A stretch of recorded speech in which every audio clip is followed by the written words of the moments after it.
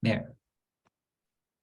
우리가 지난주에는 하나님이 우리에게 주신 그 복음이라는 것을 다시 재정의해 봤어요.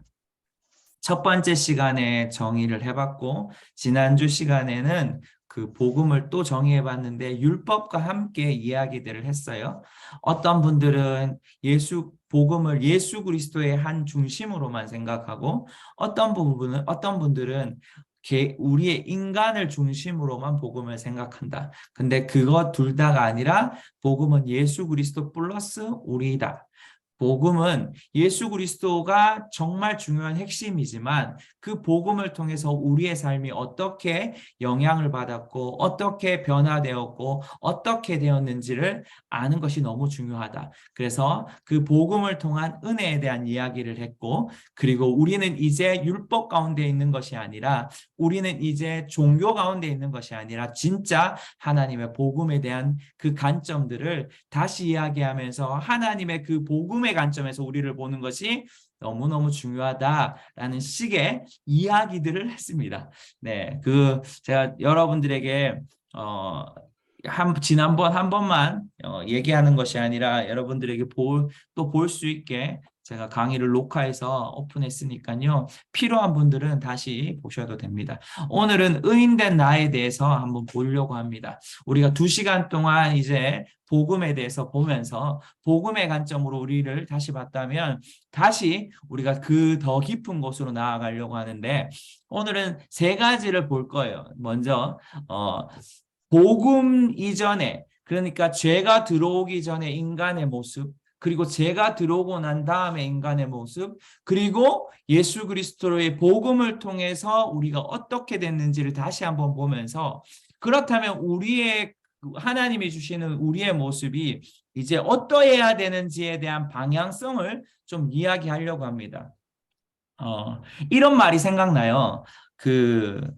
교회를 딱 처음 가면 여러분들도 여기 최소한 10년 이상 다 신앙생활 하는 것처럼 제가 알고 있는데, 최소한 10년 이상 가면 교회가 처음 딱 가면 새신자 교육을 하고, 그리고 뭐 예배를 드리고, 그리고 뭐 또 뭐 봉사를 하고 이런 시스템이 있잖아요. 어느 정도.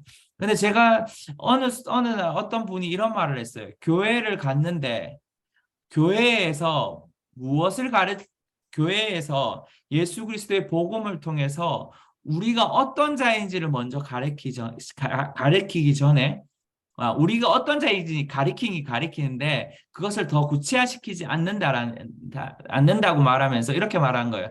복음을 이야기하면서 복음을 통해서 우리가 무엇을 해야 하는지만을 가리킨다는 거죠. 그러니까 그래서 예배를 드려야 한다. 그래서 봉사를 해야 된다. 그래서 기도를 해야 된다. 그래서 성경을 봐야 한다. 그래서 네가 이렇게 해야 한다라는 것을 가리킨다는 거죠. 여러분도 한번 잘 생각해 보세요.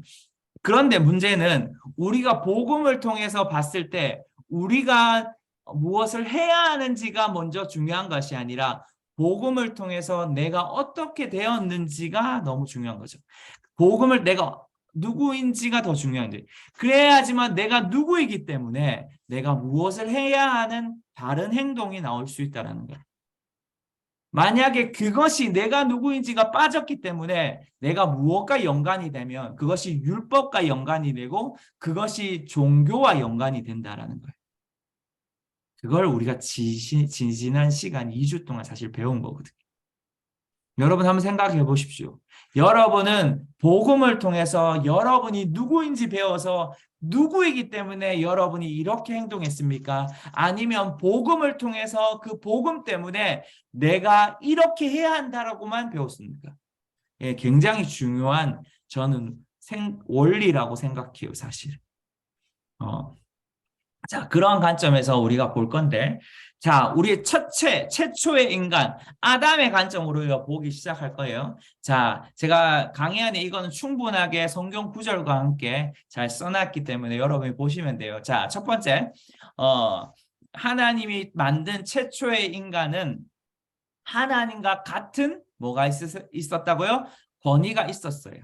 믿으십니까? 예. 왜인지는 제가 또 나중에 우리가 지난주에 제가 설명했는지 모르겠는데 제가 다시 한번 설명을 해드릴 거예요. 근데 창세기 1장 18절을 이렇게 말하고 있죠. 우리 강조사님이 한번 읽어주시겠습니다. 네. 하나님께서 그들에게 복을 주시며 그들에게 말씀하시기를 자식을 많이 낳고 번성해 땅에 가득하고 땅을 정복하라. 바다의 물고기와 공중의 새와 땅 위에 기는 모든 생물을 다스리라 하셨습니다. 아멘. 여기에 말하고 있죠. 우리는 사실은 28장 이전에 27장에 우리의 형상과 모양대로 만들었다라고 말하면서 그리고 그들에게 생육하고 번성하고 땅에 충만하고 땅을 정복하고 다스리는 권세를 주신 것이죠. 자, 두 번째, 인간은 분명한 뭐가 있었어요? 목적과 부르심을 가지고 있었다라는 것이죠. 자, 창세기 1장 26장에 이렇게 동일하게 제가 갖고 왔는데 좀 이거는 이상한 것 같은데 좀 구절이 다른 것 같아요. 제가 한번 볼까요? 창세기 1장 26절 이거 아닌 것 같은데 내가 맞네요. 자, 하나님께서 말씀하시기를 우리의 형상대로 우리의 모양을 따라 사람을 만들어 그들의 바다의 물고기와 공중의 새와 가축과 온 땅과 땅에 기는 모든 것을 다스리게 하자 하고 여기에 중요한 것이 있죠. 그들에게 부르심을 주는데 무슨 부르심요? 다스리는 부르심. 모든 자들에게는 동일한 목적이 있죠. 첫 번째 시간에 나눴던 부분이에요. 사실은 우리에게는 모두 다 동일하게 다스리는 부르심, 다스림의 목적을 가지고 태어나는 존재들입니다. 그래서 여러분 스스로를 다스림을 받는 존재로만 생각하시면 안 돼요. 우리는 주님으로부터 다스림을 받는 것이 맞아요. 우리가 오늘 그것들을 나누겠지만 중요한 것은 우리는 또한 세상 가운데 다스리기 위해 태어난 존재라는 것을 잊지 마셔야 되는 거예요. 자, 세 번째, 우리는 모두에게 하나님은 동일한 공급을 하셨어요. 자, 보세요. 창세기 1장 29절을 한번 읽어드리면 하나님께서 말씀하시기를 내가 땅에 씨 맺는 온갖 식물과 씨가 든 열매를 맺는 온갖 나무를 너희에게 주었으니 이것들이 너희의 먹을 양식이 될 것이다 라고 말했어요. 하나님은 에덴 동산에서 그들의 모든 필요들을 주셨어요. 그래서 우리는 태어날 때 사실은 모든 필요들을 가지고 태어난 존재인 것이죠. 자, 최초의 인간이 그렇다는 거예요. 자, 네 번째, 이것이 중요한데, 자, 인간은 모든 자들에게 하나님께서 소속감을 사실은 주셨어요. 창세기 2장 18절에 이렇게 말하죠. 여호와 하나님께서 말씀하셨습니다. 사람이 혼자 있는 것이 좋지 않으니 내가 그에게 알맞는 돕는 사람을 만들어 주겠다. 그것이 창세기 2장 18절의 말씀인데 여기에 부부 최초의 하나님의 가정을 만드시죠. 사실은 최초의 공동체를 만드셨어요. 사실 이 말이 뭐냐면 소속감이 그러면 가정이에요, 목사님? 그러면 이것이 오늘날은 교회예요? 그 말이 아니에요. 첫 번째 소속은 하나님으로부터 오는 안정감인 것이죠. 할렐루야. 이해가 되세요? 왜냐하면 하나님이 최초의 인간을 어디에 집어넣으셨죠? 기쁨이라는 에덴 동산에 집어넣으셨단 말이에요. 그러니까 그가 이미도 뭐예요? 하나님 안에서의 기쁨을 통하여 뭘 누릴 수 있었어요? 안정감을 누릴 수 있었던 것이죠. 그런데 두 번째, 하나님 그것으로 충분하지 않는 것은 아니었지만 그래도 혼자 있는 것이 좋지 않아서 가정이라는 하나님의 공동체를 만드셨다라는 것이에요. 자, 정리를 하면 이렇습니다. 우리 인간은 하나님과 같은 존재였어요, 사실. 이건 제가 반복해서 얘기할 거예요. 그리고 두 번째는 우리는 다스림을 위해서 태어난 존재입니다. 그리고 세 번째는 우리에게 있는 것은 넘치고 풍성하게 모든 필요를 가진 존재입니다. 여기에 중요한 거예요. 사실은 하나님은 필요만을 채운 게 아니라 풍성하고 넘치게 우리에게 주신 거예요. 최초의 인간에게 부족함이 없었어요. 그걸 인정하셔야 돼요. 네 번째는 바로 아까 말했던 우리는 모든 그 안정감을 누릴 수 있는, 여러분 안정감이 얼마나 중요한지 아십니까? 안정감이 없을 때 모든 것들이 우리에게 피해를 줍니다. 다시 말해서 평안이라는 것도 기쁨이라는 것도 어떠한 하나님의 그 놀라운 평강이라는 것도 어디서 오냐면 사실은 안정감에서 오거든요. 근데 그 안정감은 무엇에 속해 있는지에 따라서 우리가 안정감을 누릴 수 있는 거예요. 그런 것이 사실은 하나님의 가족, 가정 또는 공동체 안에서 또한 하나님께서 경험하게 하셨죠. 그것이 에베소서에서 사실은 말하는 거거든요. 그럼 그것까지 넘어갈 필요는 없지만 아무튼 최초의 인간은 이러한 모든 것들을 가지고 태어난 존재이죠. 그런데 우리가 아는 것처럼 뭐가 돼요? 하나님으로부터 그들이 떠나죠. 사실은 하나님으로부터 제가 떠났다는 말은 이 말입니다. 하나님의 말에 순종하지 않고 하나님의 음성에 반응하지 않고 그들이 무엇에 반응해요? 사단의 소리에 반응하죠. 그들이 사단의 음성에 순종하죠. 그러면서 그들이 가지고 있는 걸 뭐 했어요? 모든 것. 누구에게 이양해요? 사실은 어둠에게 이양해버린다. 죄송합니다. 자, 다시요. 모든 하나님이 가졌던 권위, 하나님 우리에게 주셨던 목적과 부르심, 우리에게 있었던 모든 필요의 풍성한 필요들, 우리에게 가지고 있었던 모든 안정감의 소속감들을 누구에게? 사단에게 순종함으로 이것들을 이양해버린 거예요.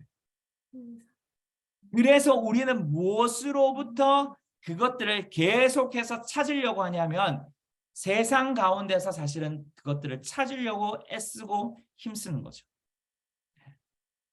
조금 표현이 그럴 수 있지만 아무튼 그래서 인간은 죽었어요. 그것을 영적인 죽음이라고 말하죠. 다시 말해서 하나님과 뭐 했어요? 분리되어 버렸죠. 하나님으로부터 떠나버렸죠. 그리고 사단으로부터 어둠으로부터 그것들을 찾으려고 애쓰고 힘썼죠. 자, 그래서 창세기 2장 17절을 한번 우리 읽어주시겠습니다.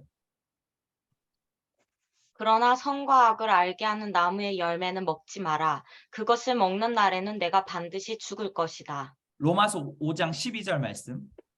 그러므로 한 사람으로 인해 죄가 세상에 들어오고 또 죄로 인해 죽음이 들어온 것 같이 모든 사람이 죄를 지었으므로 죽음이 모든 사람에게 이르렀습니다. 에베소서 2장 1절. 여러분 또한 여러분의 허물과 죄로 죽은 사람들이었습니다. 예, 고린도전서 15장 21절과 22절. 한 사람으로 인해 죽음이 들어왔으니 곧 아담 안에서 모든 사람이 죽은 것 같이. 아멘. 자, 여기에 공통점은 바로 죽었다라는 거예요. 뭘를 통해서? 죄를 통해서 우리는 죽어버린 존재죠. 죄를 통해서 우리는 모든 것이 끝나버린 존재인 거예요. 자, 무엇이 끝났는지 봅시다. 자, 죽음의 결과가 뭔지를 보자고요. 자, 첫 번째는 죽음의 결과가 바로 지식이 상실됐죠. 그게 에베소서 4장 18절에 말하고 있는데 그들은 감각 없는 사람들이 돼 자신을 방탕에 내어준 채 정욕으로 갖가지 더러운 일을 행했습니다. 여기에 감각이 뭐예요? 지라는 혼에 있는, 사실 좀 이따 볼 거예요. 지식에 해당되는 겁니다. 그러니까 지식이 올바르지 않으니까 뭘 선택해요? 그들이 옳은 것을 선택하지 못하죠. 방황하고 방탕하고 죄에 계속해서 죄를 선택하게 되는 거예요. 자, 다시 이야기할게요. 지식이 상실되었어요. 영적으로 죽어버려서 우리의 가지고 있는 올바른 지식이 상실되었어요. 그래서 그들은 올바른 것을 선택하지 못한다는 거예요. 자, 두 번째, 지배적인 어떤 감정을 가지고 있는데 창세기 3장 10절에 이렇게 말하고 있어요. 아담이 대답했습니다. 제가 동산에서 하나님의 소리를 듣고 벌거벗은 것이 두려워 숨었습니다 라고 말했어요. 여기에 두려움이 생기죠. 제가 지난주인가요?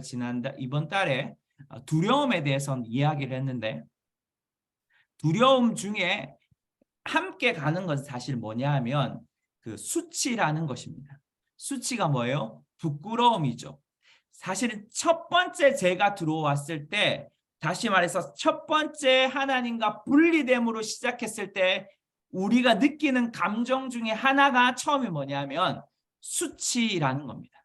그래서 그 수치라는 두려움, 자기의 것들이 드러날까 봐 두려워서 그들이 뭐예요?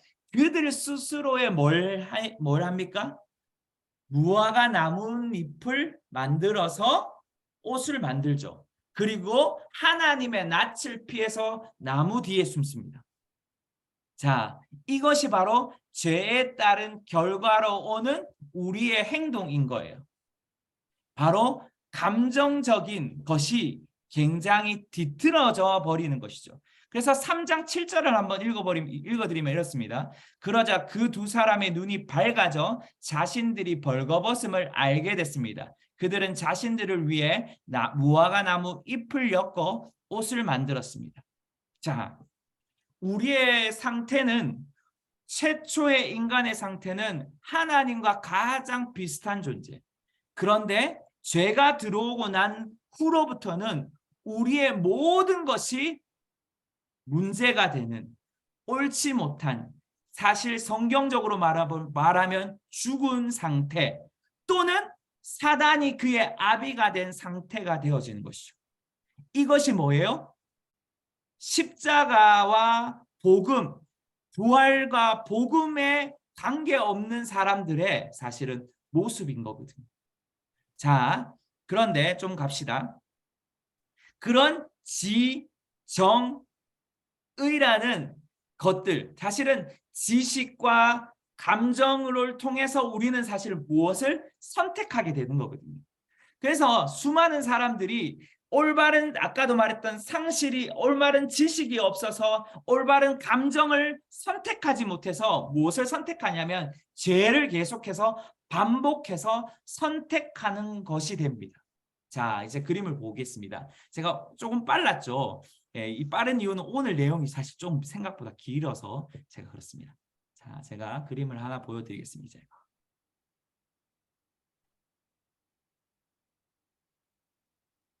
혹시 보이시나요? 이 그림? 네.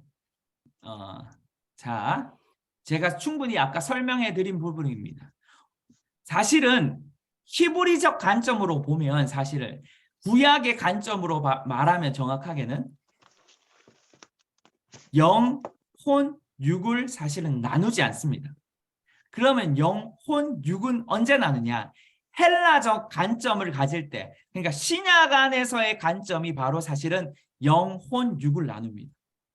우리의 몸은, 그래서 어떤 학자들은 영혼을 함께 보고 육을 따로 보고, 어떤 학자들은 이렇게 삼분법적으로 영, 혼, 육을 봅니다. 그런데 사실은 유대인들과 구약의 관점에서는 이것들을 이렇게 구별짓지는 않습니다. 왜냐하면 이 모든 영혼 육은 연결되어 있기 때문에 사실 그래요. 자, 이 영혼 육에 대한 설명을 어떤 분들이 여기서 많이 들어보셨을 거예요. 그런데 이 영혼 육이 우리가 사실은 헬라적 관점으로 성경을 보면 조금 몇 가지 오류가 생기는 것들이 있어요. 그래서 저 역시도 히브리적 관점으로 성경을 읽어야 된다라고 저는 생각하는데, 그러면 왜 목사님이 이 영혼육을 구별해서 봅니까? 왜 구별해서 보냐면 바로 우리가 누구인지를 좀 더 분명하게 알고 우리가 어떻게 해야 되는지를 알 수 있기 때문에 이 영혼육을 좀 구별해서 볼 필요가 있다라고 저는 생각합니다. 자, 그런 관점에서 제가 이 지금 여러분들에게 보여주는 이 영혼육은 바로 정상적인, 우리가 최초로 만들어졌던 그 모습 그대로의 어쩌면 영혼육이라고 생각해 보시면 좋을 것 같아요. 그래서 우리의 영이 있고 혼이 있고 바디, 몸이 있고 또는 육이 있고, 자, 이 모든 것들이 원래 이런 정상적이었는데 제가 들어오면서 어떻게 되죠?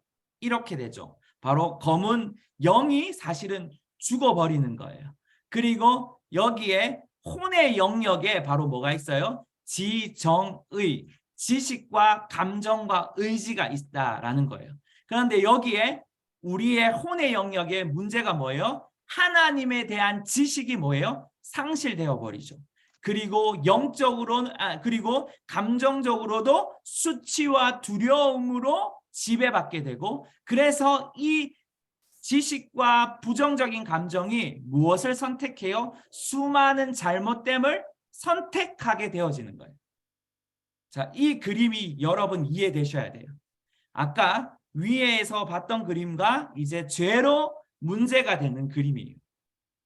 자, 그러면 구원을 받은 우리는 어떻게 될까요? 구원을 받은 우리는 어떠한 모습일까요? 자, 구원을 받으면 여기에서 뭐가 딱 사라져요? 바로 이러한 모습이 되겠죠. 자, 다시 설명해 드릴게요. 이 원래의 모습이 우린 원래의 모습으로 태어나는 것이 아니라 이런 모습으로 태어난단 말이에요.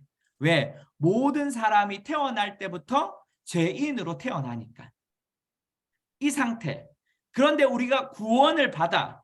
그러니까 우리가 하나님이 예수님 우리에게 모시고 난 다음에 우리가 구원을 받았다라고 말하는 것은 바로 이렇게 된 모습이 되어야 된다라고 생각해야 되는 거 아닐까요? 예. 여기서 복잡해지기 시작해요. 여러분 스스로가. 자, 여기까지 다 따라오신 줄 알고. 자, 우리는 사실 구원을 받았다라는 건 예수님을 통해서 우리가 구원됐다라는 것 바로 이러한 모습일 거예요. 다시 말해서 우리는 어떤 분들은 이렇게만 생각해요. 그럼 영만 구원받는 거죠, 목사님. 라고 생각하실 수도 있어요. 그런데 제가 말하잖아요. 우리는 히브리 관점으로 보면 사실은 영혼, 육이 다 구원을 받은 거라고. 네, 누가 저의 그림에 낙서를 하시는데 네, 네. 자, 혼란스러워하지 마시고 저를 따라오시면 좋을 것 같아요. 자, 일단은 이렇게 생각하시면 자, 그러면 로마서 7장을 한번 볼게요. 로마서 7장.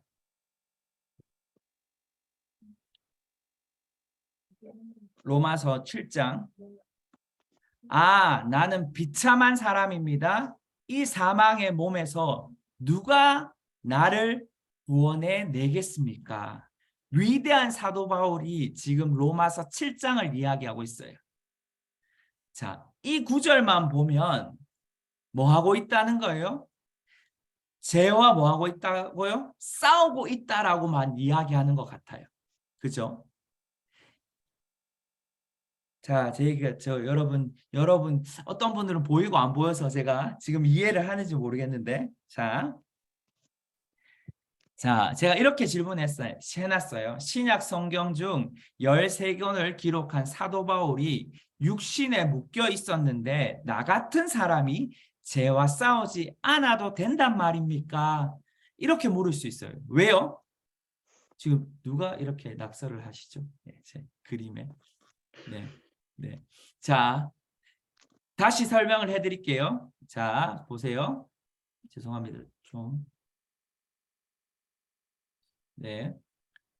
우리가 이 상태라고 말한다면, 우리 사도 바울이 말한 로마서 7장 24절의 말씀만 보면, 사도 바울은 지금도 죄와 싸우고 죄에 문제가 있다라고 보는 거 아닙니까? 라고 말할 수 있어요. 그런데 로마서 7장 24절은 무엇과 연관이 되었냐면 바로 사도 바울이 누구를 알기 전이다라고 말하면 그리스도를 알기 전이다라는 것이죠. 자, 첫 번째 그리스도를 알기 전의 상태가 바로 사도 바울이 로마서 7장 24절을 말한 상태예요. 그래서 나는 비참한 사람입니다. 이 사망의 몸에서 누가 나를 구원해내겠습니까? 라고 말하는 거예요. 자, 두 번째는 왜 그렇게 얘기하냐면 지금 이 단어에 보면 이 사도 바울이 말한 이 때가 사도 바울이 바리새인으로서 삶을 살 때라는 거예요. 자, 이해가 되시겠어요?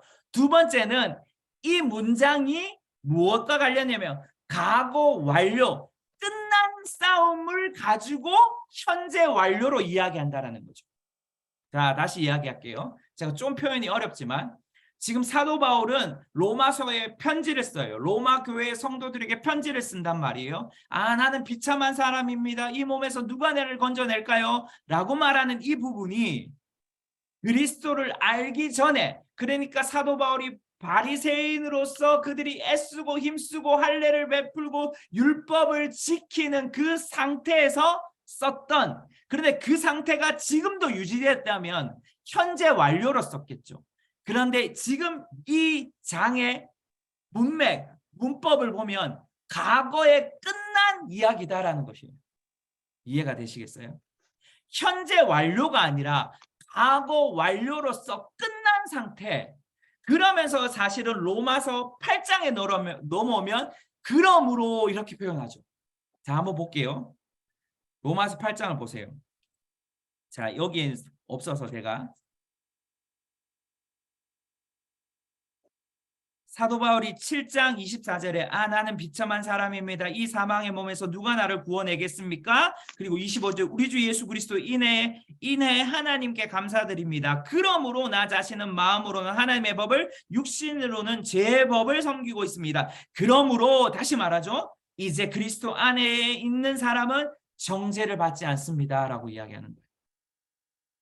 다시 말해서 우리가 어쩌면 의인됐다라고 말하면서 사도 바울이 7장을 가지고 수많은 목사님들이 이야기하는 것 중에 하나가 우리가 이렇게 죄와 지금 싸우고 있다. 치열하게 싸워야 된다. 이런 육신과 싸워야 된다라는 그 관점으로 우리가 볼지만은 사실은 이것은 사도 바울이 과거에 끝난 일을 이야기하는 거다라는 것이죠. 자, 그 이유를 다시 로마서 6장을 한번 볼게요. 6장 1절 우리가 지난번에 봤던 내용인데 한번 읽어주시겠어요? 6장 2절 1절부터 2절 6절부터 7절 우리 강의 안에 다 있습니다. 네. 그러면 우리가 무슨 말을 해야 하겠습니까? 은혜를 더하게 하려고 제 가운데 머물러 있어야 하겠습니까? 결코 그럴 수 없습니다. 죄에 대해 죽은 우리가 어떻게 죄 가운데 그대로 살겠습니까? 우리의 옛사람이 십자가에 못 박힌 것은 죄의 몸이 멸해져 우리가 더 이상 죄의 종이 되지 않게 하려는 것임을 압니다. 이는 죽은 사람은 이미 죄에서 벗어났기 때문입니다. 아멘. 여기서 뭐래요? 죽은 사람. 우리는 예수 그리스도를 믿음으로 무엇과 함께 죽었어요? 십자가에 예수님과 함께 죽어버렸단 말이에요. 뭐가요? 죄성이요. 뭐가요? 과거에 죽었던 우리의 뭐가요? 자, 다시 보여드릴게요. 누가 낙서를 해가 제가 다시 보여드린 거예요. 자, 보이십니까? 이 상태가 이제는 이 상태로 바뀌었다라는 거죠. 왜요? 과거에 우리의 죄성, 우리의 죄의 모든 것들은 끝나버렸기 때문에. 할렐루야. 할렐루야. 그런데 문제는 우리는 자꾸 이 죽은 것을, 끝나버린 것을, 죽은 자를 뭐 하냐면 끌어올린다고요. 뭐가 있을 때? 문제가 있을 때. 내가 죄를 짓거나 내가 잘못을 하거나 내가 실수를 할 때마다 나는 죽어야지. 나는 죽어야 돼. 나는 죽어야 되는데 라고 이야기한단 말이에요. 그것이 얼마나 어리석은지 로마서 6장 11절을 한번 볼게요. 11절, 14절, 18절. 이와 같이 여러분도 자신을 죄에 대해서는 죽은 자요, 하나님께 대해서는 그리스도 예수 안에서 산 자로 여기십시오. 제가 여러분을 지배하지 못할 것인데 여러분이 율법 아래 있지 않고 은혜 아래 있기 때문입니다. 죄에서 해방돼 의의 종이 됐습니다. 아멘. 여기에 뭐라고 하고 있어요? 11절에 분명히 말하고 있죠.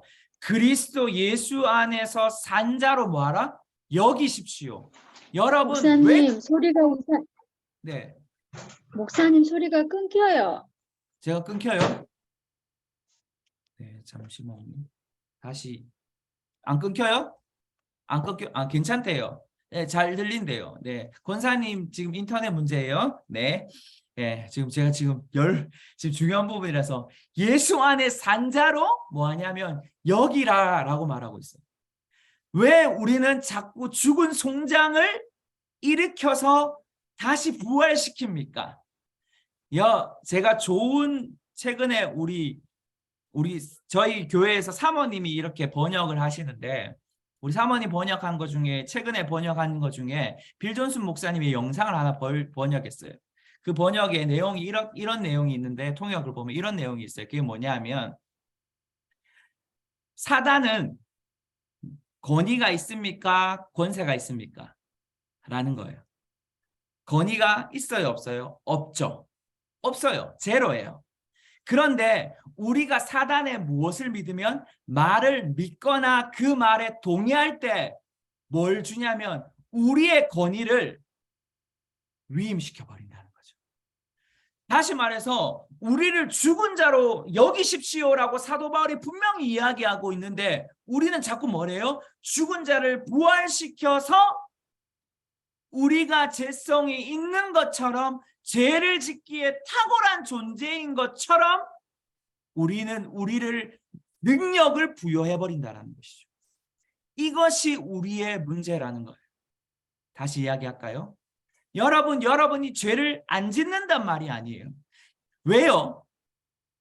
지난번에 얘기했는지 모르겠는데 아담이 죄가 있어서 죄를 지었어요? 죄성이 있어서 죄를 지었습니까? 아니죠. 자, 혼란스러운 분이 있었어요. 예, 지금 사단이 죄가 있었다. 그런데 죄 지었죠. 왜 지었어요? 왜 지었어요? 사단의 말을 들었기 때문에 죄를 지은 거예요. 왜요? 인간은 듣는 귀가 발달되었기 때문에. 인간은 하나님으로부터 음성을 들을 수 있어요.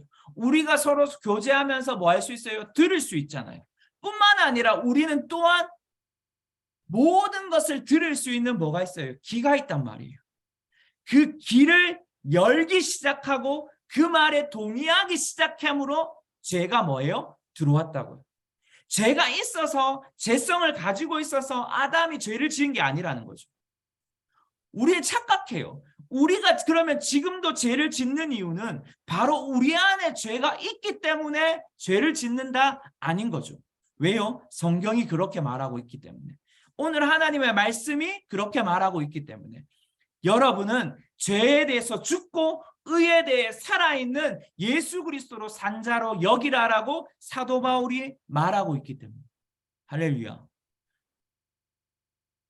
자, 두 번째, 우리는 이렇게 질문할 수 있을 거예요. 자, 첫 번째 질문, 어쩌면 사도 바울이 로마서 7장을 가지고 이야기하는 부분을 가지고 우리가 설명했고, 두 번째 질문, 제가 좀 이따가 저 중요한 그림을 보여드릴 거예요. 두 번째 질문은 이렇게 할 수 있을 거예요. 바울은 육신이 하나님과 원수가 되었다고 말하고 있어요. 어디에요? 로마서예요.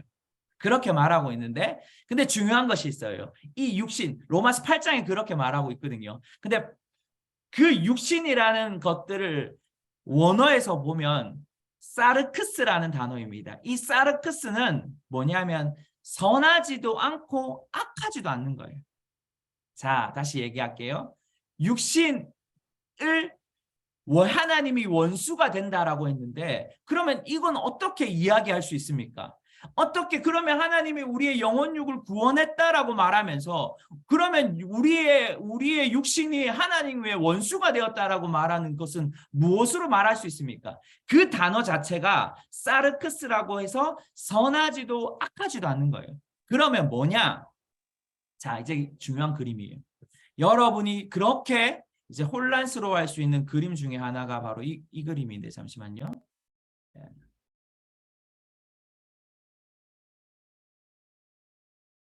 자, 우리가 죄를 범한 여기에서 문제가 있어요.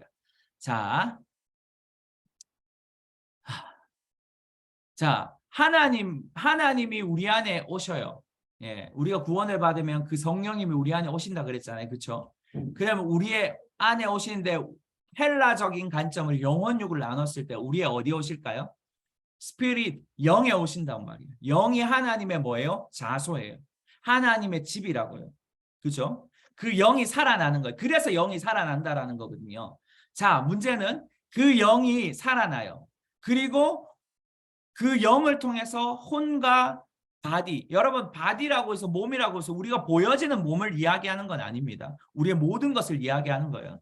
그 바디가 바로 우리의 육신, 이 육신이 쳐서 복종시켜야 되는 거 아닙니까? 라고 그렇게 많은 사람들이 가르쳤고 가르침을 받았고 나도 그렇게 가르쳤어요. 그런데 여기서 말하는 이 육신이라는 건 사르크스인데 먼저 이것을 이야기하기 전에 혼에 대한 것을 이야기할 필요가 있어요. 왜냐하면 이 혼이 바로 뭐예요? 영과 바디의 중간 매개체예요.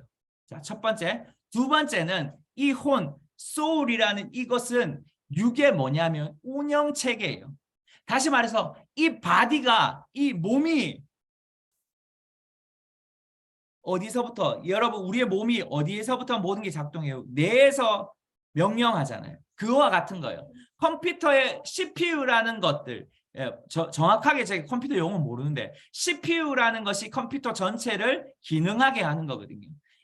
이와 같이 우리의 바디, 우리의 몸, 우리의 육은 어디서부터 운영되어지냐면 소울, 이 혼으로부터 운영되어지는 거예요. 근데 이 혼은 어디로부터 연결됩니까? 스피릿, 영, 하나님으로, 하나님의 영과 교제하고 만나는 이 영으로부터 작동되는 거예요. 그래서 아까 말했잖아요, 제가. 영, 혼, 육, 우리가 이 상태로 태어났고 이제 이 상태로 변화되었는데, 그래서 우리는 하나님의 영으로, 로마서 8장에 보면 하나님의 영으로 인도함을 받는 자가 하나님의 아들이라고 말하거든요. 그래서 하나님의 영을 통해서 소울로 가고, 소울을 통해서 혼으로 가고, 혼을 통해서 몸으로 가는 이 그림이 정상적인 그리스도인의 하나님의 아들, 딸들의 모습이에요. 근데 여기 보세요. 우리가 여기에 이 제가 하살표가 보이는지 모르겠어요. 스피릿, 소울, 바디 이렇게 가야지 정상인데, 이 육신이라는 것, 이 육신이 하나님의 원수가 되어서 싸운다라는 말은 이 혼에 뭐가 있냐면 문제가 있다라는 거예요. 이 혼의 영역에 문제가 있는데 갈라디아서를 한번 보도록 하겠습니다. 갈라디아 5장. 자, 조금 어렵지만 잘 가고 있는 것 같은데 저는 일단 여러분 좀 잘 따라와 주셨으면 좋겠어요. 갈라디아 5장 19절에서 21절 여러분 있어서 한번 읽어주시겠어요? 육체의 일들은 명백합니다. 곧 음행과 더러움과 방종과 우상숭배와 마술과 원수매증과 다툼과 시기와 분노와 이기심과 분열과 분파와 질투와 술취함과 방탕과 또 이와 같은 것들입니다. 내가 전에 경고한 것처럼 지금도 경고합니다. 이런 일을 행하는 사람들은 하나님 나라를 상속받지 못할 것입니다. 아멘.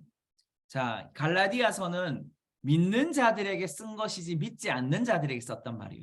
믿는 자인데 무슨 문제가 있어요? 지금 음행과 더러움과 방종과 우상숭배와 이런 것들이 있다는 거예요. 자, 이해가 되세요? 이런 것들이 있는데 이런 것들이 어디에서 지금 작동하냐면 이 바로 혼의 영역인 거죠. 자, 한번 이제 생각해 보셔야 돼요.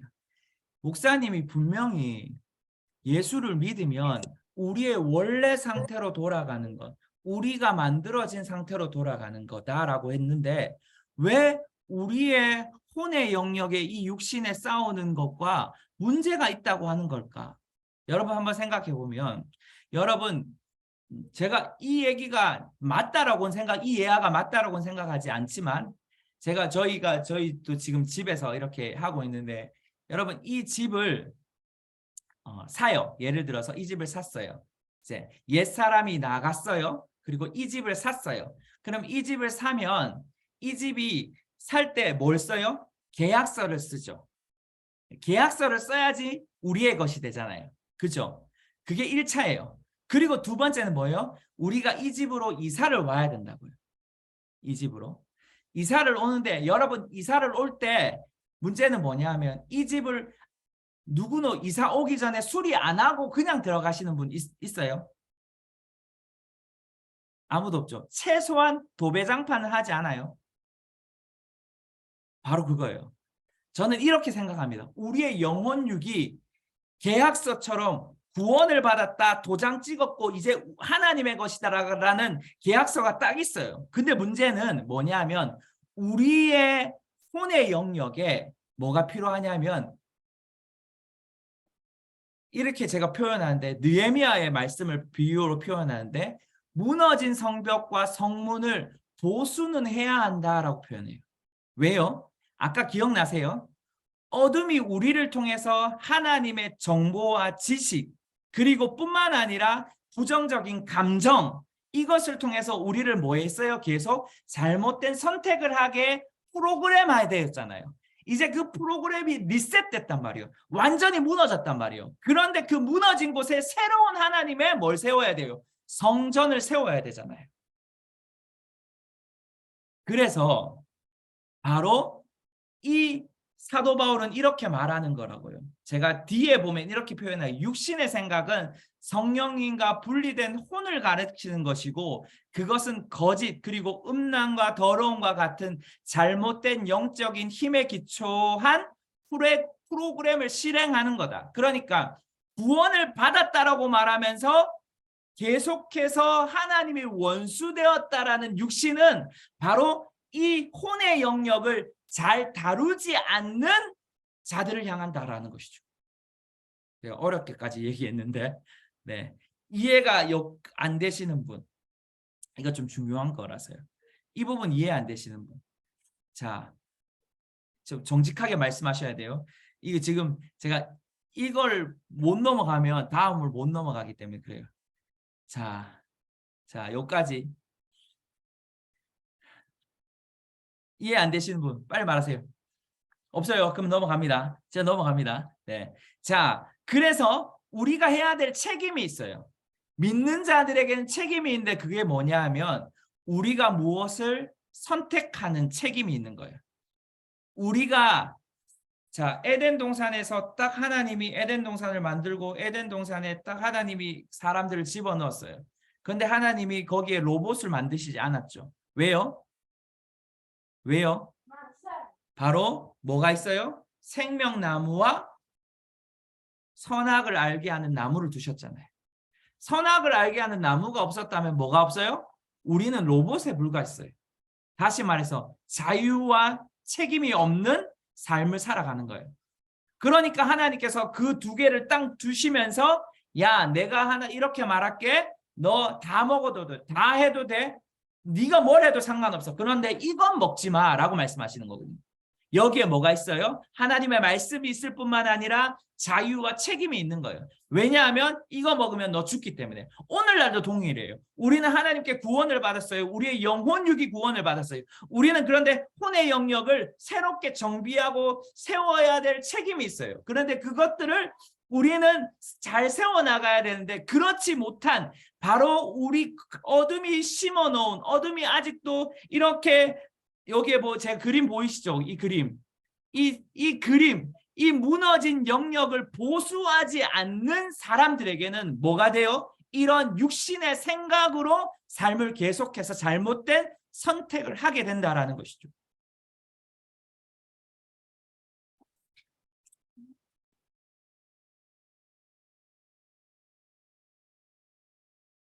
어려워서 대답을 좀 피하시는 것 같은데. 자, 그래서 제가 이렇게 말하고 있어요. 1을 보시면 우리의 생각이 성령님께 고정되어 있을 때 더 이상 육체의 정욕에 뭐하지 않는다? 통제받지 않게 되는 거예요. 그래서 우리의 혼의 영역이 예수를 처음 믿을 때 아마 다 이렇게 예를 들어서 한 성이 있었는데 그 성이 완전히 무너져서 어떤 한 나라가 지배를 했어요. 그러면 그 성을 다시 뭐 해야 돼요? 보수해야 되잖아요. 그거와 같은 거예요. 그런 것들을 행하지 않으면 계속해서 적군은 뭐 하게 되냐면 우리의 삶을 공격하게 되고 우리의 삶에 불화살을 쏟은 우리의 삶에 계속해서 그 느헤미야 말씀을 제가 비유하는데 보수하지 못하게 방해하게 되는 거예요. 자, 좀 더 넘어갈게요. 일단은 그래서 G를 보시면 우리는 참된 영적 가치와 목적에 따라 우리의 육체를 뭐 하냐면 감독해야 되는 능력을 사실은 갖게 되는 거예요. 왜요? 우리의 영이 살아났잖아요. 그래서 우리의 영을 통해서 우리의 혼이 계속해서 하나님께서 새로운 프로그램화 되면서 우리의 육은 당연히 뭐 해야 돼요? 육체 아까 기억나세요? 선하지도 악하지도 않는 그 육체가 뭘 따라? 혼을 따라서 움직여지게 되는 거예요. 자, 에베소서 5장 29절을 한번 읽어 드릴게요. 그래서 이렇게 말하는 거예요. 자기 육체를 미워하는 사람은 없습니다. 누구나 자신을 먹이고 보살피기를 그리스도께서 교회를 위해서 하시듯 합니다. 그리고 데살로니가 전서 2장 7절 우리는 그리스도의 사도로서 권위를 세울 수도 있었습니다. 그러나 우리는 여러분 가운데 유순한 사람이 돼 유모가 자기 아들을 돌보는 것 같이 했습니다. 자, 로마서 6장 13절 또한 여러분의 지체를 불의의 무기로 죄에게 내어주지 말고 오직 죽은 사람 가운데서 다시 사신 자처럼 여러분 자신을 하나님께 드리며 여러분의 지체를 의의 무기로 하나님께 드리십시오. 아멘. 자, 마지막으로 이게 중요해요. 로마서 12장 1절 전 정말 좋아하는 말씀인데 이 말이에요. 그러므로 형제들이여 내가 하나님의 자비하심으로 여러분에게 권합니다. 여러분의 몸을 하나님께 기뻐하시는 거룩한 산 제물로 드리십시오. 이것이 여러분에게 드릴 영적 예배입니다. 자, 무슨 말이냐면 여러분의 혼은 우리가 아까 봤던 것처럼 영혼육이 진짜 다 완전하게 새 것처럼 되진 않았어요. 우리는 오늘날도 우리의 혼의 영역을 보수하고 정비할 필요가 있어요. 특별히 갓 태어난 자들에게는 더 그래요. 그 책임이 우리의 삶에 매일 있단 말이에요. 그래서 로마서 12장, 로마서는 두 개로 딱 나눠집니다. 1장부터 11장까지는 교리에 대한 이야기고 11장부터 실제에 대한 이야기인데 12장의 첫 마디, 로마서의 그 사도 바울이 로마 교회를 향한 첫 마디가 뭐라며 그러므로 여러분 거룩한 산 제물을 드리십시오. 거룩한 산 제물로 드리래요. 여러분의 영혼, 육이 거룩하지 않다면 산 제물로 될 수 있을까요? 될 수 있어요, 사실. 구약에는 좀 상한 것도 드렸어요. 어떨 때는. 그거 모르셨죠? 우리는 착각하는데 온전한 것만 드린다고 생각할 수가 있어요. 근데 아니에요. 구약에 좀 불완전한 것들, 온전하지 않은 것도 하나님께 드릴 때가 있었어요. 진짜 성경에. 제가 지금 시간이 없어서 못 찾는데. 그런데 중요한 것은 우리의 몸을 산 제물로 드린다는 말이 뭘까요? 우리가 오늘도 하나님의 것을 선택하고 하나님의 것을 올바로 따라가겠습니다라는 결정이라는 거예요. 산 제물로 내가 드리겠습니다라는 것은 내가 오늘도 하나님의 삶을 살겠습니다라는 내 영혼육이 주님 앞에 정렬되겠습니다라는 마음인 거예요. 할렐루야. 제가 이 두 번째가 좀 어려워서 좀 길게 가는데 자 계속 할 거예요. 질문 나중에 하세요. 그러면 네, 자, 세 번째 이런 질문을 할 수도 있어요. 또 우리가 정말 새로운 피조물이고 더 이상 육체와의 전투가 없다면 어떻게 성도들이 여전히 죄를 지을 수 있답니까? 아까 이 얘기했어요. 죄성이 있어서 죄를 짓는 게 아니라고. 우리는 자유의지와 거짓말을 믿는 능력 때문에 죄를 짓는 거예요. 그게 어디 나와요? 창세기 아담과 하와를 통해서 우리는 볼 수 있는 거예요. 자, 그리고 하나 더 있어요. 그게 뭐냐면 요한일서 볼 거예요. 요한일서 1장 8절을 한번 볼게요. 한번 읽어주세요. 만일 우리가 죄가 없다고 말한다면 우리는 자신을 속이는 것이며 진리가 우리 안에 없습니다. 만일 우리가 우리의 죄를 자백하면 하나님은 신실하고 의로우신 분이시므로 우리 죄를 용서하시고 모든 불의에서 우리를 깨끗하게 해주실 것입니다. 아멘. 여기에 뭐라고 말하고 있냐면 하나님을 속일 수 없다. 뭐가 죄가 없다고 말한다면 하나님을 속이는 거고 그 사람은 진리가 없다. 그러면서 하나님의 죄를 자백하면 하나님은 기쁘다. 뭐 하나님은 의로운 분이기 때문에 또한 죄를 용서하시고 불의에서 깨끗하게 하신다. 그리고 거기서 끝나는 것이 아니라 요한 1서를 쓴 목적이 요한 1서 2장에 나오는데 이렇게 말하고 있어요. 한번 읽어주세요. 예. 내 자녀들이여 내가 이 편지를 여러분에게 쓰는 것은 여러분이 죄를 짓지 않도록 하려는 것입니다. 그러나 만일 누가 죄를 짓더라도 아버지 앞에서 변호해 주시는 분이 계시는데 그분은 곧 의로우신 예수 그리스도십니다. 여러분 이 말을 정말 잘 이해하셔야 돼요.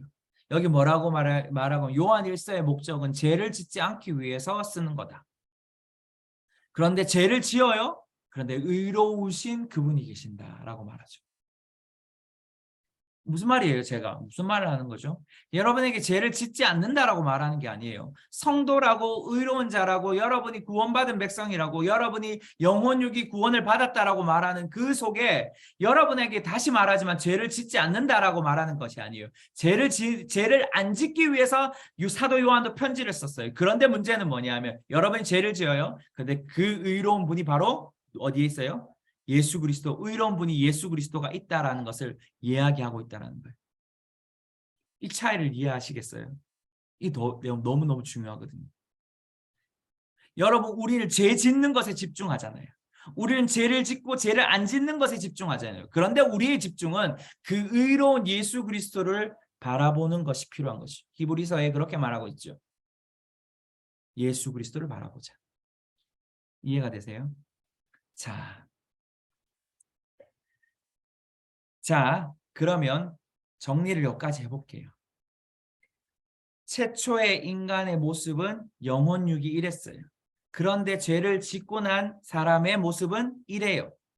그런데 수많은 사람들은 아직도 의인된 나의 모습을 의심해요. 왜요? 죄라는 문제 앞에 서면 항상 의심하게 되는 거거든요. 그런데 로마서의 말씀을 보면 우리를 향해서 그렇게 여기지 말라라고 말하고 있어요. 그런데 문제는 의인된 우리의 삶의 라이프 스타일에 어둠은 계속해서 뭐 하냐면 공격하게 됐단 말이에요. 다시 말해서 우리의 삶을 해하려고 하고 우리를 죽이려고 하고 우리를 멸망시키려고 한단 말이에요. 자, 저도 축사를 사역을 10년 이상 받아봤어요. 내적 치유와 10년은 아닌 것 같고 저는 내적 치유와 축사 사역이라는 것을 한 5년 이상 했어요. 너무너무 힘들었어요. 왜요? 끝이 없는 것 같거든요. 오늘 축사 사역 받는데 내일도 또 축사 사역이 되고 내일 모레도 또 축사 사역이 되는 거예요. 그런 교회에서 저는 사역을 받았어요. 사역을 했고요. 그런데 문제는 제가 볼 때 제가 비판하는 게 아닙니다. 사람들이 변화되지 않는 것들을 보게 되는 거죠. 왜요? 축사 사역해서 빼면 그 다음 이 문고리만 잡고 이렇게 문을 열고 나가는 순간 다시 동일한 것보다 더한 것이 붙어 있더라는 거예요. 그리고 그 다음날 오면 더 심해지더라는 거예요. 저는 그래서 그것이 제 삶의 엄청난 딜레마였습니다. 제 삶의 엄청난 고민거리였어요. 내가 사역자인데 왜 사람들이 1년 전에 축사 사역을 재밌는 것이 뭐냐면 축사 사역을 받아보면 1년 전에 머리를 이렇게 축사 사역을 받다가 머리를 막 두드리는 사람이 있었어요. 근데 1년 전에도 동일하게 머리를 두드리는 거예요. 2년 전에도 동일하게 머리를 두드리는 거예요. 여러분 그 무슨 말인지 지금 웃는 분들은 아시는 거예요, 지금. 예, 1년 전에 휴지로 뱉었는데 막 이만큼 나왔어요. 근데 2년 전에도 1년 지난 다음에 축사 사역했는데 휴지가 이만큼 나와요. 제가 휴지를 뱉고 안 뱉고의 문제를 말하는 게 아닙니다. 왜요? 하나님의 백성이잖아요. 근데 변화가 없는 거예요. 삶에서도 라이프 스타일에도 변화가 없는 거예요. 그게 제 안에 딜레마였어요, 정말. 그 사역을 받으면서도 그 사역을 하면서도. 그런데 제가 이것을 만난 거예요. 아, 축사 사역이 필요하지만 정말 필요한 것이 있다. 그게 뭐냐면 정체성이다. 정체성이 내가 누구인지를 알면 내가 우리에게 어둠이 주는 귀신이 주는 거짓말을 속지 않을 건데. 자, 요 얘기를 하면서 제가 왜 하는 이유가 이 말이에요. 자, 고린도전서 10장을 보면 이렇게 말하고 10장 3절 한번 읽어주시겠어요? 비록 우리가 육체를 입고 살고 있지만 육체를 따라 싸우지 않기 때문입니다. 우리가 가지고 싸우는 무기는 육체에 속한 것이 아니라 경관 요새를 무너뜨리는 하나님의 능력입니다. 우리는 모든 궤변을 무너뜨리고 하나님을 아는 지식을 대적해서 스스로 높아진 모든 주장을 무너뜨리고 모든 생각을 사로잡아 그리스도께 복종시킵니다. 아멘. 자, 다시 그림을 하나 아까 똑같은 거 계속 반복해서 폈다 해서 죄송하지만 여기에서 보면 제가 빨간색으로 줄 그어 놓은 것이 있어요. 바로 우리의 생각의 영역이거든요. 다시 말해서 제가 아까 얘기했죠. 우리의 영혼육이 구원을 받았지만 우리의 혼의 영역의 모든 시스템이 무너졌어요. 어둠이 주는 예수 그리스도를 통해서. 그것이 우리의 것이 돼. 근데 우리는 그 시스템을 보수해야 될, 좀 이따 다시 얘기하지만 책임이 있어요. 자, 그러면 어둠은 사실은 우리 여러분 축사를 받을 때 우리 안에 어둠이 있잖아요. 그렇게 믿으시는 분들 있죠. 예, 저도 그렇게 믿고 이제 저 축사 사역 필요 없단 말이에요. 저 오해하시면 안 돼요, 절대로. 저 축사 사역을 우리 교회는 소저를 통해서 내적 치유와 축사 사역을 하고 있습니다. 근데 뭔 얘기를 하고 있냐면 사실은 대부분의 그리스도인들은 우리 안에 그리스도 어둠이 있는 게 아니에요. 어디에 있냐면 바로 우리의 생각 가운데 어둠이 불화살을 믿기 때문에 어둠에게 모든 권위를 주는 거예요. 이게 정말 중요해요. 제가 말하고 싶은 건 이 부분인데 사실은 우리의 영혼육이 구원되었어요. 우리의 영혼육이 구원되어서 우리의 혼의 시스템을 계속해서 새로운 하나님의 나라의 시스템, 가치, 문화로 세워가고 있어요. 그런데 문제는 그 세워가는 과정 가운데 그 벽 뒤편에 누가 있냐면 어둠이 우리를 향하여 거짓말을 한다고. 야, 너 봐. 너 또 그 짓 했지. 야, 너 또 봐. 니 또 그런 생각하고 있지? 야, 너 또 봐. 니 그런 태도 가지고 있지? 너 또 봐. 너 또 사람 미워하지? 너 봐. 너 지금 이 상태에서 잘 되는 게 뭐가 있어? 라고 여러분 속에서 말하는 게 아니라고요. 여러분의 생각에 말을 하는 거죠. 여러분, 자, 제가 물어볼게요. 여러분 속에서 귀신이 말한 것 있어요. 분명히 있어요. 제가 틀린 말이 아니에요. 저게 있어요. 그런데 대부분은 여러분의 생각을 향해서 어둠은 불화살을 쏘고 그 생각을 믿는 순간 여러분이 지금까지 쌓았던 수많은 하나님의 나라의 시스템이 무너져 버리는 거예요. 어떨 때는. 제 얘기가 이해되세요? 그래서 우리의 마음에 나오는 것이 아니라 사실은 우리의 생각이라는 그 벽, 제대로 세워지지 않는 문과 벽에 어둠은 계속해서 우리를 잡아먹으려고 합니다. 그래서 저는 이 표현을 너무 좋아해요. 크리스 밸런튼 목사님이 쓴 표현인데 어두운 곳에서 후원하는 강고들을 우리가 믿는 거죠. 그래서 어둠에게 권위를 주는 거예요. 그래서 어둠이 우리의 우리의 마음에 집을 짓게 만드는 거예요. 그걸 우리는 사실 축사라고 해야 하는 겁니다. 표현이 좀 묘한데 좀 어려운 분들이 있을 거예요. 지금 제가 여기에 보면 집을 하나 만들어 놨잖아요. 이 사실은 집을 만들어 놓은 게 아니라 문입니다.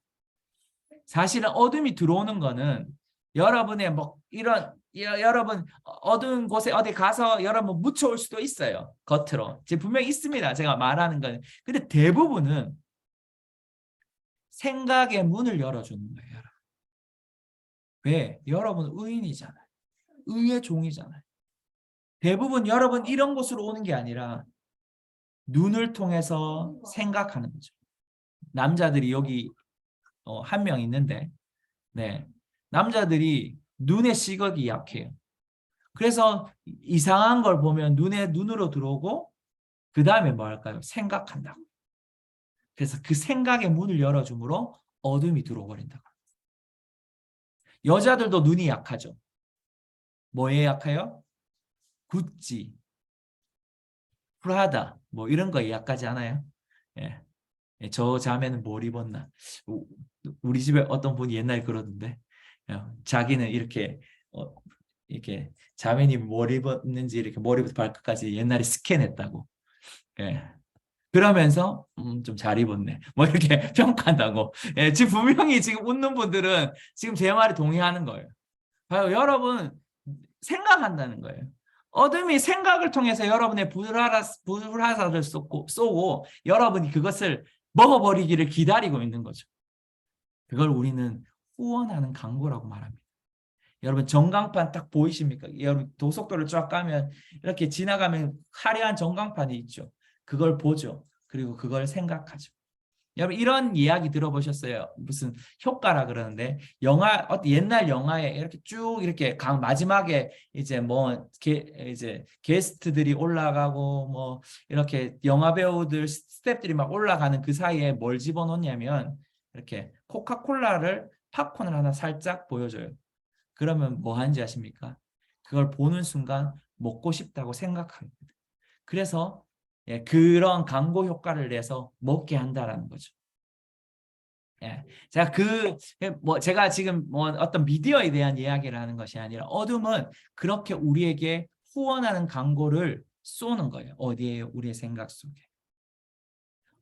다시 말할게요. 여러분의 이런 몸을 통해서 여러분이 공격하지 않습니다. 그래서 저는 생각이라는 가치를 너무너무나 중요하게 여깁니다. 특별히 자매님들이 이렇게 생각하는 걸 많이 봐요. 생각하고 생각하고 생각하고 그리고 그 생각 속에 깊은 침륜에 빠지는 거죠. 오늘 자매님들 가운데 이러한 자유함들이 있을 것을 선포합니다. 생각의 문에 이제 하나님이 주시는 말씀의 견고한 문을 세워서 여러분이 이 문을 통과하지 못하게 할 수 있을 것을 예수의 이름으로 선포합니다. 자, 두 번째, 우리의 라이프 삶에 중요한 것이 있는데 여러분 아까도 말했던 계속 반복해요. 여러분 우리의 혼의 영역에 하나님의 그 거룩한 가치와 시스템, 문화들을 세우셔야 돼요. 다시 말해서 우리의 생각과 감정과 우리의 의지들을 주님의 영에 정렬시키는 법을 배우셔야 돼요. 그래야지만 육은 그 혼에 따라가거든요. 다시 얘기할까요? 여기 그림을 보세요. 제가 그림을 일부러 띄워놨어요. 영을 통해서 혼을 통해서 바디를 이렇게 되어야 돼요. 문제는 다루어지지 않는 혼의 생각이 대부분 뭐예요? 여러분의 바디, 여러분의 몸을 끌고 다닌다고요. 왜요? 이 혼의 생각에 집을 지었거든요. 어둠이 여러분의 생각 속에 집을 지었어요. 그렇기 때문에 여러분의 모든 것을 끌고 다닌다고. 간단하게 하나만 설명을 해드리고 마치고 싶어요. 제가 첫 서두에 저희 집은 가난했다라고 했잖아요. 그 가난했기 때문에 저는 저희 중학교 때 뭘 했냐면 중학교 때 교복을 보통 제 때에는 교복을 지금도 교복 있지만 저는 교복을 물려받았어요. 물려받았는데 아는 이제 집사님 아들분이 있었는데 물려받았는데 문제는 그 물려받았으면 그냥 물려받았으면 괜찮은데 그 물려받은 교복이 색깔이 죄송합니다. 지금 뭔가 축사가 일어날 것 같은데 자 교복의 색깔이 무슨 색이냐면 하얀색이어야 되는데 노란색인 거예요. 왜냐하면 이 색깔이 너무 바래버려가지고 모든 전교생이 하얀색 교복을 입었는데 저만 유독 무슨 색깔이었을까요? 노란색이더라는 거예요. 그러니까 저의 별명이 어느 순간 노랭이가 돼버리는 거예요. 어떤 한 사건 가난했는 결과가 노란색이고 그래서 친구들이 저에게 그렇게 놀리는 거예요. 근데 그 소리가 좋을 때도 있으면 굉장히 기분 나쁘더라는 거죠. 그것이 무엇과 연결시켰냐면 친구들이 항상 돈과 연결시키더라는 거죠. 제 삶에는 이 노랭이라는 옷을 벗어버리기 위해 부단히 노력했습니다. 네. 근데 항상 저의 삶에 그 노랭이가 따라왔어요. 두 가지를 통해서. 재정이 어려울 때마다, 재정이 압박을 받을 때마다. 예. 왜요? 아까 노란색 옷을 입은 것은 돈을 아끼기 위한 부모님의 태도였고 실제로 우리 가정의 부모님이 돈이 없었고 그러면서 제 삶에 항상 재정적인 압박이 오더라는 것이죠. 그러니까 무슨 문제만 생기면 내 생각에 문이 활짝 하나 열리는데 재정이었어요. 무슨 말인지 아시겠어요? 그걸 하나님께서 다루시는 시간들이 오래 걸렸습니다. 지금도 저는 그 영역을 다루고 있어요. 그래서 그 놀림이 저에는 굉장히 어떤 스트레스더라고요. 제가 그 마음을 볼 때. 오늘 이 시간에 제가 굳이 지금 재정을 얘기할 필요는 없었는데 재정을 얘기하고 싶은 것은 어떤 분들에게는 저와 동일한 그런 압박이 있다라는 것들이 느껴져요. 하나님이 오늘 그러한 거짓된 생각. 그래서 저는 지난번에도 얘기했던 것처럼 아버지가 아버지에게 돈을 달라고 하면 하나님 아버지가 뭐 했어요? 돈은 엄마에게로 이렇게 말했단 말이야. 야, 엄마한테 가서 돈 받아라. 근데 실제적으로 아빠의 지갑을 보여주지 않은 게 제가 살짝 봤는데 막 만 원짜리가 있었는 거죠. 그러면서 하나님이 어느 순간 저에게 그것들을 여러 가지 가정을 통해서 치유하셨지만, 그리고 또한 이것들을 다루시는 훈련의 시간들이 있었지만, 지난번에 한번 또 결정적으로 그 그림을 생각나게 하시면서 5만 원짜리를 탁, 예수님이, 제가 하나님 그 그림을 보면서 하나님 내가 하나님, 그래서 하나님 앞에 그렇게 기도했다 그랬잖아요. 지난번에도 하나님, 내가 아빠한테 가면 엄마한테 가라 해서 저는 항상 하나님 앞에 나아가지 못했어요. 하나님 앞에 돈을 요구한 적이 별로 없지 않나요? 라고 했어요. 그랬을 때 하나님이 그때 그랬죠. 지갑을 딱 보여주시면서 5만짜리 막 이렇게 막 두꺼운 그 5만짜리를 탁 뽑아서 저에게 주는 그림. 그 그림을 보이시면서 하나님이 이렇게 말씀. 나는 부한 자다. 나는 너의 기도에 응답하는 자다.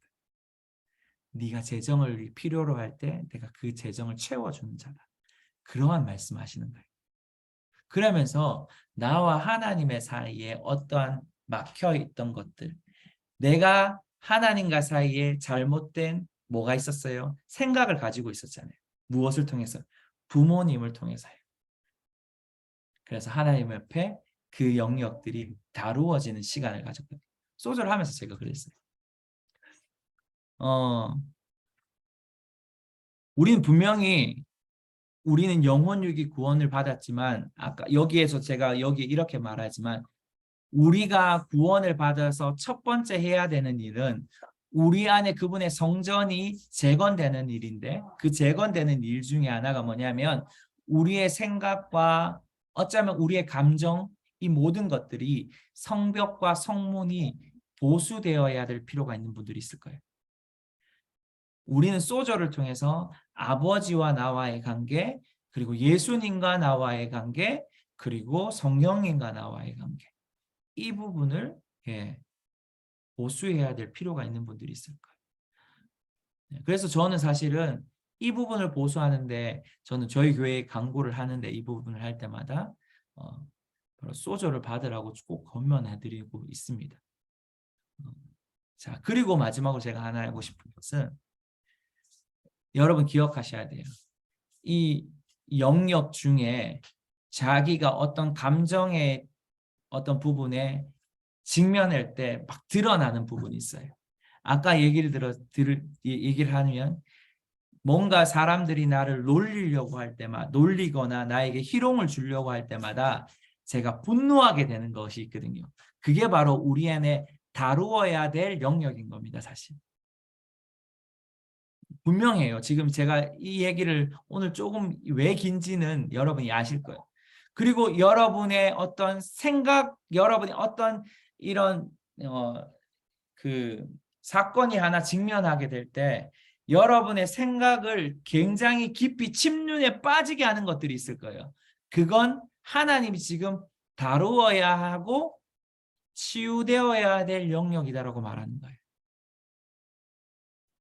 거기에 뭐가 있냐면, 여러분이 어둠에게 무너진 영역이 있고, 거기에는 바로 치유, 축사가 필요한 부분이에요. 바로 그런 것들이.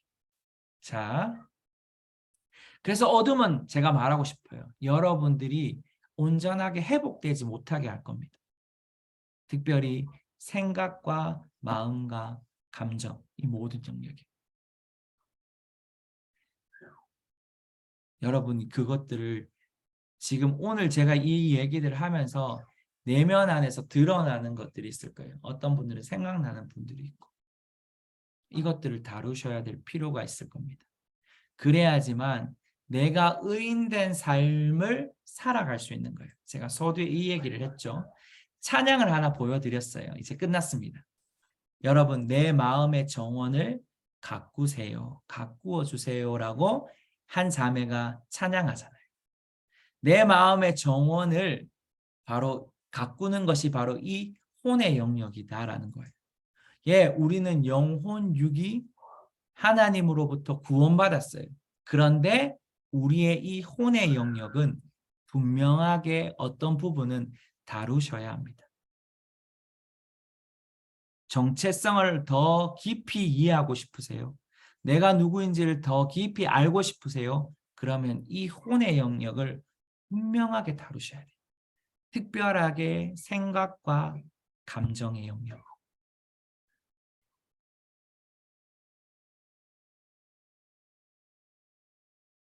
좀 뭔가 제가 이상하게 지금 끝내는 것 같은데. 네. 혹시 여기가 질문 있을까요?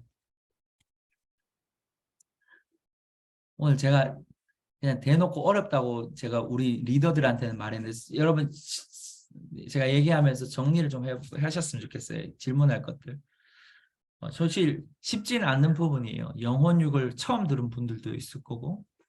그래서 네, 여러분 이 오늘 부분은 좀 제가 길게 좀 더 하고 싶었기 때문에 오늘 시간이 좀 더 딜레이 됐던 거 죄송하고 하여튼 지금부터 질문을 받도록 하겠습니다.